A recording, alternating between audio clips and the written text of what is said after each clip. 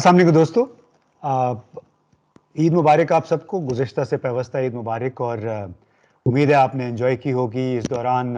اگرچہ T V کے ذریعے آپ کو خبریں ملتی رہی ہوں گی، لیکن ہم نے سوچا کہ کچھ خبریں ہوتی ہیں وہ ٹی وی سے بیانڈ ہوتی ہیں، یعنی بیانڈ دا ہیڈ لائنز. تو اس کے لیے بعض اوقات ایسی شخصیات ہیں جن کے ساتھ ملاقات ضروری ہوتی ہے، ان کے ذریعے بہت کچھ سننے کو ملتا ہے. اور اسی لیے ہم نے سوچا کہ آپ کی ملاقات ہم ایڈوکیٹ اظہر صدیق صاحب سے کروائیں. یہ تو پہلے یوٹیوب کے ذریعے، اپنے ویلاگز کے ذریعے اپنا بیانیہ آپ تک پہنچاتے رہے ہیں، لیکن گزشتہ 2-3 مہینوں کے دوران ایک اور بیانیہ انہوں نے ہمارے سامنے رکھا ہے، اور وہ یہ ہے کہ پی ٹی آئی کے ایکٹیوسٹ کے خلاف جو کچھ ہوا، جتنے کیسز بنے، اس کی انہوں نے پیروی کی. ان کے لیے وہ لڑتے رہے عدالتوں میں، اب بھی لڑ رہے ہیں. ساتھ ساتھ پھر ہمارے چند صحافی دوستوں کے ساتھ جو کچھ ہو رہا ہے چند ہفتوں سے، عمران ریاض خان، ارشد شریف، ان کے خلاف بھی متعدد شہروں میں بڑے بھونڈے انداز میں کیسز بنا لیے انتظامیہ نے. تو اس میں بھی پھر اظہر صدیق صاحب پیش رہے ہیں. تو بہت بہت شکریہ اظہر صاحب، آپ نے وقت نکالا.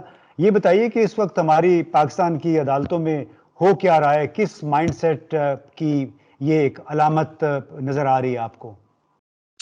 بہت شکریہ امتیاز صاحب، آپ کو بھی عید مبارک، ناظرین کو بھی عید مبارک. میں بہت پہلے سے کہہ رہا ہوں اور میں ہمیشہ یہ کہتا رہوں گا، ہمیں اس سسٹم کے اندر رہ کر لڑائی لڑنی ہے، اور انشاءاللہ کامیابی ہمارے قدم چومے گی. کہ اب حق اور سچ کے لیے جب لڑیں تو راستہ بنتا ہے. آپ نے 63A کے حوالے سے معاملہ دیکھا، بڑی لمبی لڑائی لڑی، شکر الحمدللہ وہ کامیابی ہوئی. الیکشن کمیشن سے ڈی سیٹ بھی ہو گئے. پھر ہم آگے چلتے ہیں، 5 سیٹوں کا نوٹیفیکیشن وہ لے گئے. پھر حمزہ شریف کے حوالے سے جو معاملات تھے وہ سارا معاملہ، اب یہ سارے معاملے عدالتوں میں جنگ چل رہی ہے. رہائیاں دلوانی تھی، وہ بھی انہی عدالتوں نے رہائیاں دی، کنٹیمپٹ میں دی، جو بھی کچھ ہوا. اب ایک نئی بات جو ہے نا سامنے، جرنلسٹ کے بغیر میں نہیں سمجھتا یہ آواز جو ہے نا، یہ اگر آواز صاحب آواز اگر دب گئی تو پھر یہ قوم کے لیے بڑے مسائل آئیں گے. ایک وقوعے کی ایک ایف آئی آر ہو سکتی ہے، اتنی ایف آئی آریں ہو نہیں سکتی، اور پورے ملک میں نہیں ہو سکتی. اور دوسرا عمل یہ ہے کہ یہ الیکٹرانک میڈیا سے کیا گیا. جب الیکٹرانک میڈیا سے کیا جائے پھر پولیس کی جورسڈکشن ختم ہو گئی، کیونکہ یہ اس کی جورسڈکشن کہاں تھے آپ کو پتا ہے.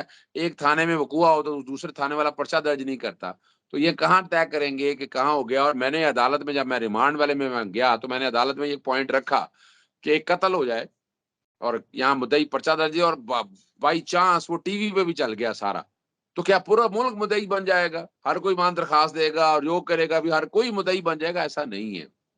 اور یہ ویسے بھی یہ اس کی پرچہ وہاں درج ہوگا جہاں پر ویڈیو اپلوڈ ہوئی ہے. اگر مان لے کوئی ایسی بات ہے تو یہ تو نہیں ہو سکتا نا. اور پھر آپ اس طرح کی ایف آئی آرز کرتے رہیں. میں تو آواز اٹھاتا رہا. ہمارے یہاں جو ہے نا باقاعدہ اس پہ کیس لا موجود ہے. سپریم کورٹ کہہ چکی ہے سغرا بی بی کے کیس میں کہ ایک ایف آئی آر وقوعے کی ایک ہی ہو سکتی ہے. جب دوسرا معاملہ دیکھا کہ یہ ایف آئی اے کی جورسڈکشن بنتی ہے، وہ 5315 لوگوں کے خلاف میں معاملہ لے کر چلا.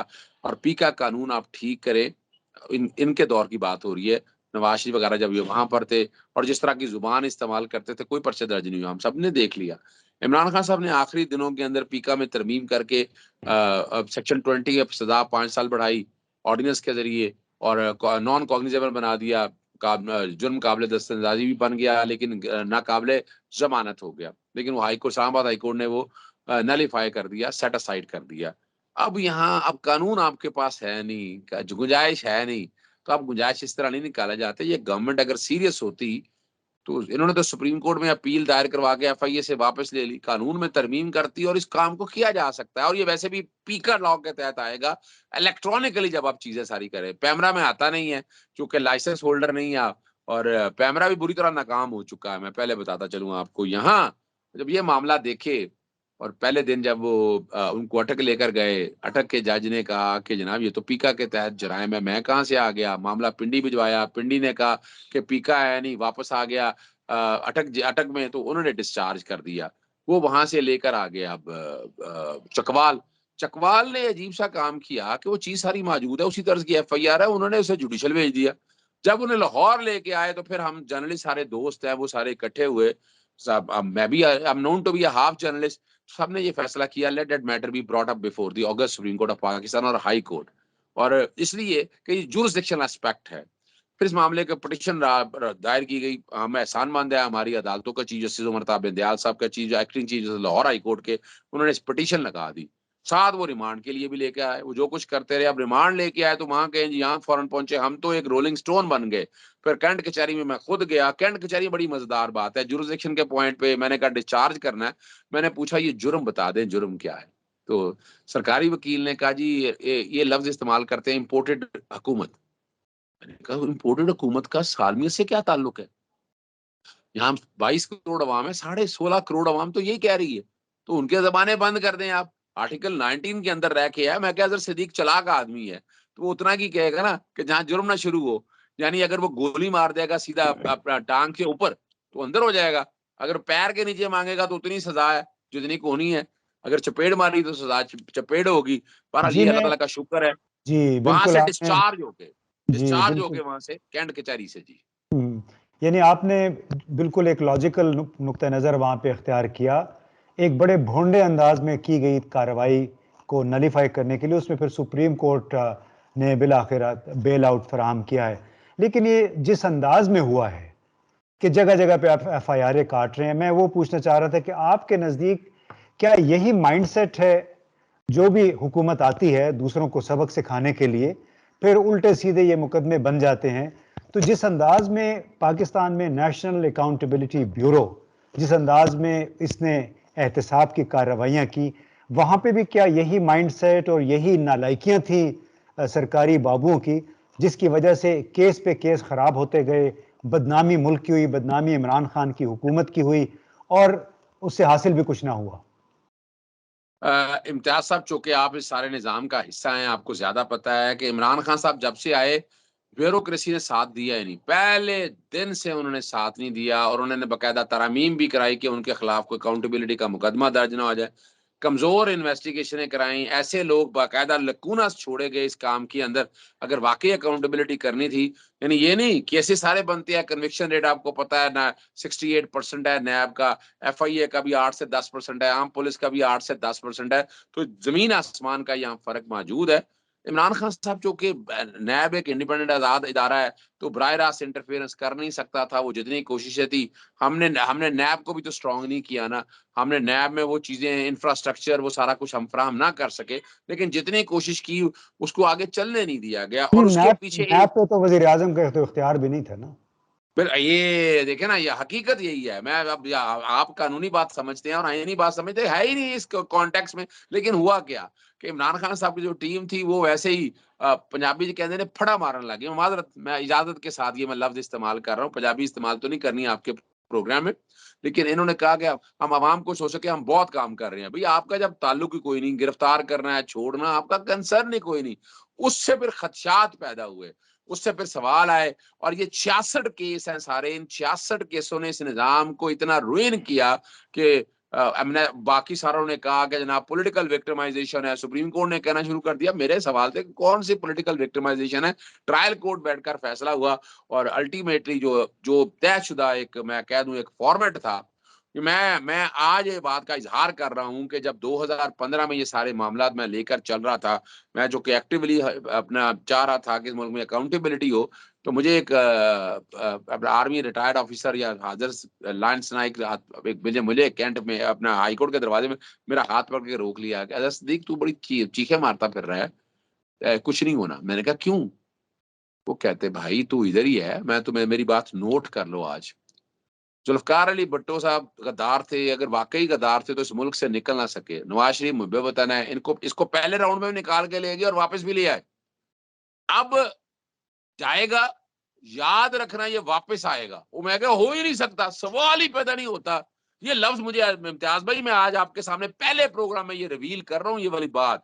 اور میں آج جب یہ سارے معاملات دیکھتا ہوں تو افسوس اور دکھ ہوتا ہے کہ یہاں اگر واقعی ہم اکاؤنٹیبلٹی کو منطقی انجام تک لینے جانا چاہتے تھے تو اس کے وہ نتائج پورے سامنے آنے چاہیے تھے. جی یعنی منی بالکل. لانڈرنگ کے کیس میں جی ہمیں بھی بڑے بڑے لوگوں نے کہا تھا کہ کرپشن کے معاملے پہ ہم کسی کے ساتھ نہیں ہیں, اور ان تمام کیسوں کو ہم منطقی انجام تک پہنچائیں گے. لیکن آپ کی طرح میں بھی بطور پاکستانی بہت فرسٹریٹڈ ہوں کہ بہت سخت مایوسی ہوئی کہ جن لوگ ایک دوسرے کو بھی گالیاں دے رہے تھے وہ خود مل ملا کے ابھی حکومت کر رہے ہیں، پاکستان کے حکمران بن گئے ہیں اور ہم سب تماشا دیکھ رہے ہیں، کوڑ بھی رہے ہیں. تو ایک آخری سوال کا جواب دیجیے گا کہ یہ جو ہم نے دیکھا کہ جو لوگ ہمارے حکمران بن گئے اور جس انداز میں اب انہوں نے یہ کارروائیاں شروع کی ہیں قانون کی آڑ میں، تو کیا جو پی ٹی آئی کے لوگ بھی کہہ رہے ہیں، کچھ میڈیا کے ساتھ جو کچھ ہوا اس میں بھی یہ بحث چل پڑی کہ کیا جو فسطائیت سے ملتا جلتا ایک نیا مائنڈ سیٹ ہے جو اس وقت پاکستان کو ڈیل کر رہا ہے، پاکستان پہ اس وقت مسلط ہے؟ بات تو سچ ہے مگر ہے رسوائی کی. امتیاز صاحب آپ نے کوزہ دریا میں باخدا بند کر دیا ہے اور یہ سبق سکھایا جا رہا ہے پاکستانی قوم کو. کون سے میرٹ کی بات کر رہے ہو بھائی تم؟ کون سی اکاؤنٹیبلٹی کی بات کر رہے ہو؟ پاکستان میں یہ نہیں ہو سکتا. پاکستان میں جس دن یہ سسٹم سارا ٹھیک ہو گیا، یہ فسائیت یعنی دیکھیں نا کیا کیا یہ گورنمنٹ آئی. اب ہر ایک کو پتا ہے حسین حقانی وہ آدمی تھا جس میں نواز شریف یہ کالا کوٹ پہن کے عدالتوں میں گیا تھا اور آپریشن رجیم کے حصے میں جو ایکٹیو پارٹ رہا اس کا یہ سارا ریکارڈ کے اوپر موجود ہے. آتے ہی ان کی فسائیت کی اب مثالیں اب میں کیا بتاؤں آپ کو. آتے ہی انہوں نے کرمنل چن کے کرمنل اٹھائے اور ان کو کابینہ میں بٹھا دیا. پھر کیا ہوا؟ ای سی ایل میں سارے لوگ جو کرمنل تھے جن کے اوپر ایسا ریکارڈ تھا ایک قانون کے تحت رکھا گیا، وہ تبدیلیاں کر کے ان کو لایا گیا. پھر یہی نہیں ہے، ابھی جو نیب کو ختم کرنے کے لیے جو قانون ہے وہ تو فوجداری سے بھی نیچے لے گئے ہیں. آپ میں اب سوچ نہیں سکتے، اس کوئی ضرورت نہیں ہے. یعنی جو ترمیم کر کے لائیں اس نیب کے قانون کی کوئی اس سے بہتر بند کر دیں آپ نیب. سپریم کورٹ اگر نیب لا کو لے کر اگر سیٹ کرتی ہے، کچھ چیزیں چینج کرتی ہیں تو انہوں نے پوری پلاننگ کر لی ہے کہ نیچے سے کیسے آنا. اور جوید لطیف کا ایک بیان پڑھ لیں نا آپ، فیڈرل منسٹر کیا کہتا ہے کہ جناب نواز شریف کے لیے ابھی تک انہوں نے ایسے حالات پیدا نہیں کیے کہ ان کو این آر او مل جائے، قانون میں ترمیم کر کے ان کو پاکستان میں لایا جائے. یہ فسائیت میں اب کیا کہوں آپ کو، بس اتنا ہی سچ رہنے دیا. چلے نہیں، بالکل اس سے ایک بات تو واضح ہو گئی ہے. فسطائیت اس کو جو مرضی نام لے لیں، لیکن ایک بات واضح ہے کہ ہمارے جیسے ملکوں میں اشرافیہ اپنے لیے نت نئے طریقے نکالتی رہتی ہے اپنی سروائیول کے لیے، اپنے فائدے کے لیے. اور اس سے پھر جو رول آف لا جس سے ہماری بات شروع ہوئی تھی وہ ایک مذاق بن جاتا ہے. اس لیے کہ شہباز شریف اور حمزہ شہباز کے لیے ایک رول آف لا ہے، میرے آپ کے لیے ہماری تو نیندیں اڑ جاتی ہے جب کوئی چھوٹا سا بھی کیس ہوتا ہے تو ڈر لگتا ہے کہ اب کہیں ہتھکڑی نہ لگ جائے. تو آج کے لیے اظہر صاحب اتنا ہی کافی، آپ کا ہم نے کافی وقت لیا، تو بہت بہت شکریہ. انشاءاللہ آپ سے ہم دوبارہ بھی رابطہ کریں گے. Thank you very much.